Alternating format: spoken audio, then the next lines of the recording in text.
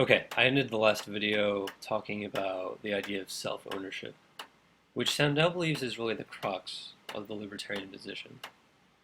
A right to liberty involves a kind of right to self-ownership, in a way that he gives this chart on page 66, in which self-ownership amounts to owning one's own person in such a way, this is the kind of logic, one owns one's own person in such a way that one also thereby owns one's own labor, that one is done in virtue of one's own person.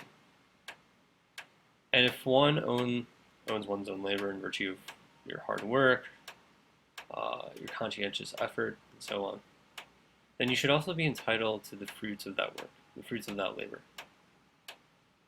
The problem, as the libertarian sees it, is that if you were to tax people to, say, redistribute wealth, even to promote the general welfare, what that does is it takes away a moment of that self-ownership by taking away the fruits of that labor. But that is just to amount to, it just amounts to taking away one's labor by staking a claim in that labor in a way which is forced. And what that amounts to on the libertarian view is just forced labor or slavery. That in virtue of taking away the fruits of one's labor, the state or the government or another society or agency would be enslaving a person by refusing to recognize, in fact staking a claim in that person's self-ownership. It's to say that the state or the government or another agency or another person owns a part of that person from whom they are trying to take away their labor or the fruits of their labor. And so that's the libertarian conception of what self-ownership and personhood amounts to. Now, again, it's through the Michael Jordan story or tale that Sandel tries to elicit some thoughts and investigate this matter. And he proposes 5 different objections to the libertarian political philosophy. And so I've just noted that here, and I want to note it in this way. Sandel claims that he thinks the libertarian can reply to objections 1 through 4. And so, briefly, I'm not going to go through all of this. Objections 1 through 4 amount to this. First, the taxation is not as bad as forced labor. Second, that the poor need the money more. Third, for example, Michael Jordan doesn't play alone. He therefore owes a debt to those who contribute to his success. Objection 4, Jordan's not really being taxed without his consent. As a citizen of a democracy, he has a voice in making the tax laws to which he is subject. And that one should sound familiar, actually. If you recall from Plato's Crito, this is just the kind of thing that Socrates said to himself, for why it is that he should submit to the laws of Athens and not escape. Why? Because he's had his entire life to try to change the laws. Or he's had his entire life to leave Athens or exile himself. But insofar as he stayed in Athens, it seems like he is committed to the laws, even if, in his particular verdict, he thinks that it would be unfair or unjust. And so Sandel believes that the libertarian can meet all of those objections in one way or another. And so one thing I want to hear about from you is, do you think Sandel is right about that? Do you think that the libertarian can meet objections 1 through 4? Or do you think he's missed something? And in a moment, I want to suggest that he might have missed something in objection number 1. And I want to take that a little bit further. In the meantime, however, Sandel does think that it's objection number 5 that the libertarian can't seem to answer, at least satisfactorily. And that's this: that someone like Michael Jordan just happens to be lucky. And he's lucky in 2 ways. He's lucky insofar as, first, he's been born with natural talents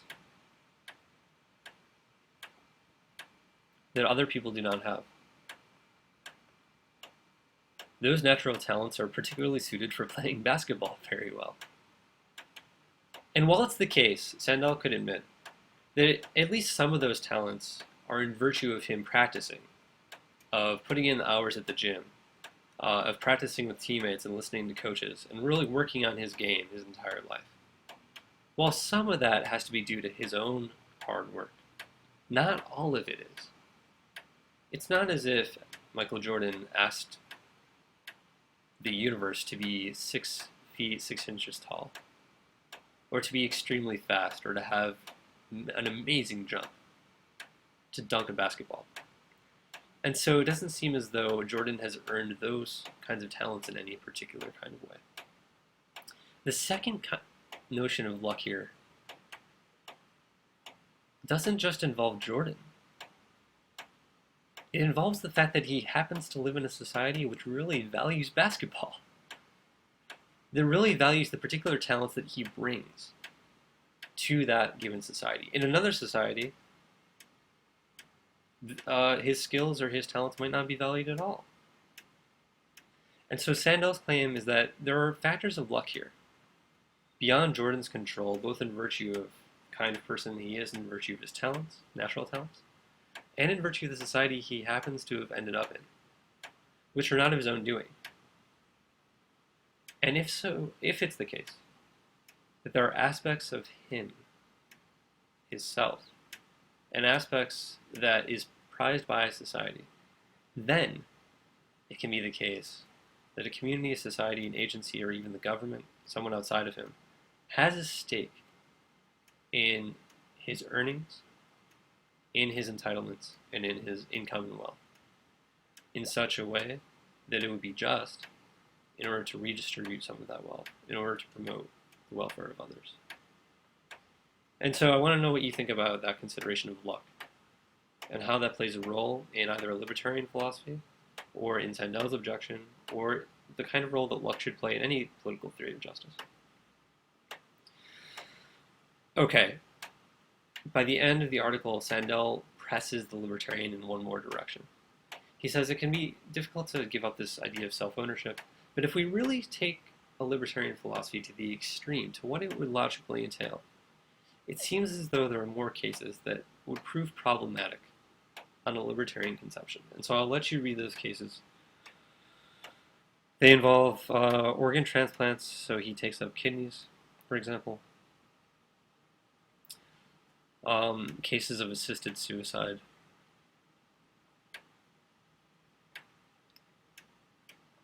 And not just any given assisted suicide, say with terminally ill patients, like the case of Dr. Kevorkian, but even other cases of suicide, like the kind of consensual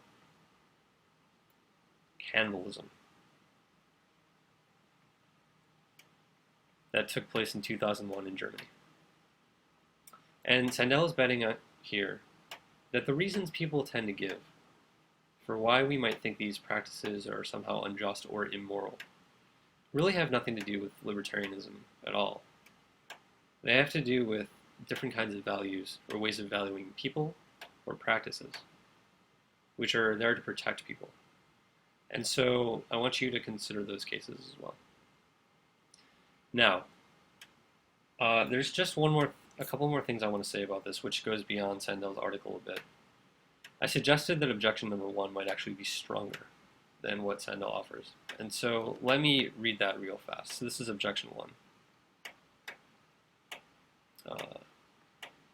If you recall, and this is on page 66, the objection is taxation is not as bad as forced labor.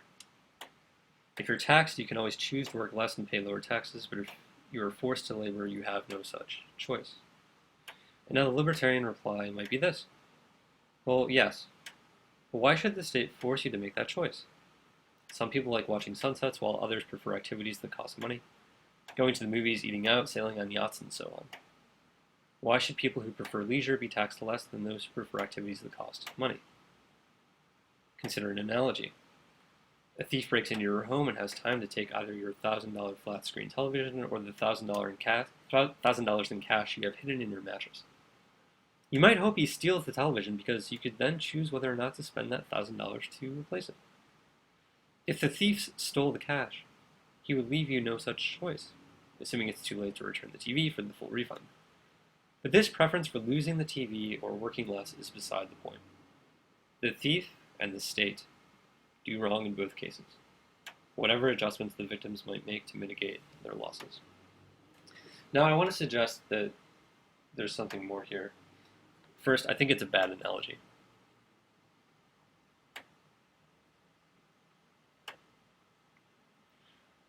Whatever one thinks about the first part of this response, this analogy between the thief and the state is potentially faulty. This could be wrong, but I want to support the idea that the analogy is bad. Why?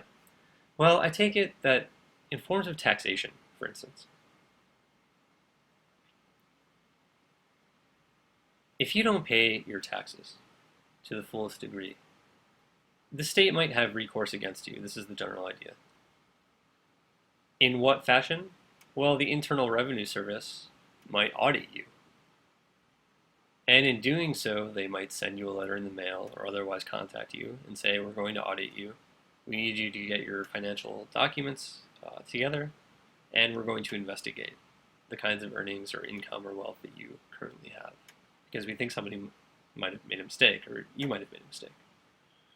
That doesn't seem to be like a thief coming into your house and stealing something from you. Because if that analogy actually were to hold, that would be like a thief sending you a letter in the mail and saying, hey, I'm going to be there next Sunday at approximately 10 p.m. And I don't know if you want to be home or not because I'm going to try to steal all of your stuff. But it's pretty clear that a thief or a burglar does not operate in this fashion.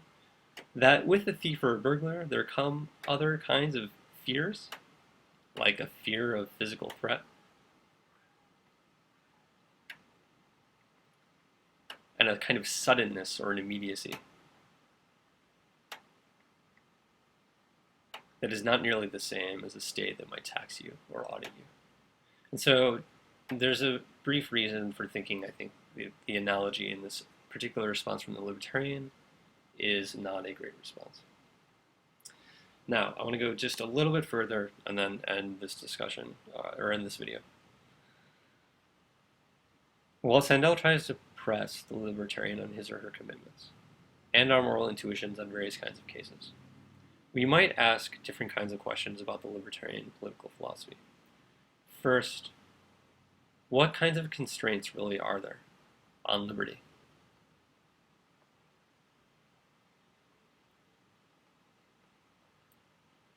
Have we recognized all of those constraints, and are they sufficient? And this is one of the reasons I want you to look at this piece from Tolstoy, called How Much Land Does a Man Need? And consider what other constraints there might be on a very notion of liberty or a very notion of freedom. A second concern. It seems as though that a libertarian philosophy depends upon this idea of self-ownership. But we might ask something here. What is the self? If it's claimed that one owns oneself, one ought to know what a self amounts to. And so this is something we're going to take up later in the week and also again next week, in virtue of different theories of what a self is. And finally, and this might tie into another piece we read from Sandel next week, if libertarians prize liberty and making free choices, especially in a free market, what do free choices amount to?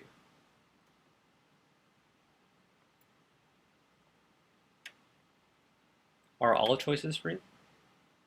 Are only some choices free? And if not all choices are free, but only some choices are free, what are criteria for distinguishing free choices from unfree choices that people make in their lives? And do those have any role to play? Does that consideration have any role to play in a political theory of justice, which either agrees with or disagrees with the libertarian political philosophy? So these are three further kinds of considerations, big questions, to consider as you read the article and as we move forward. So I look forward to hearing your responses and your ideas, and thank you for listening to this.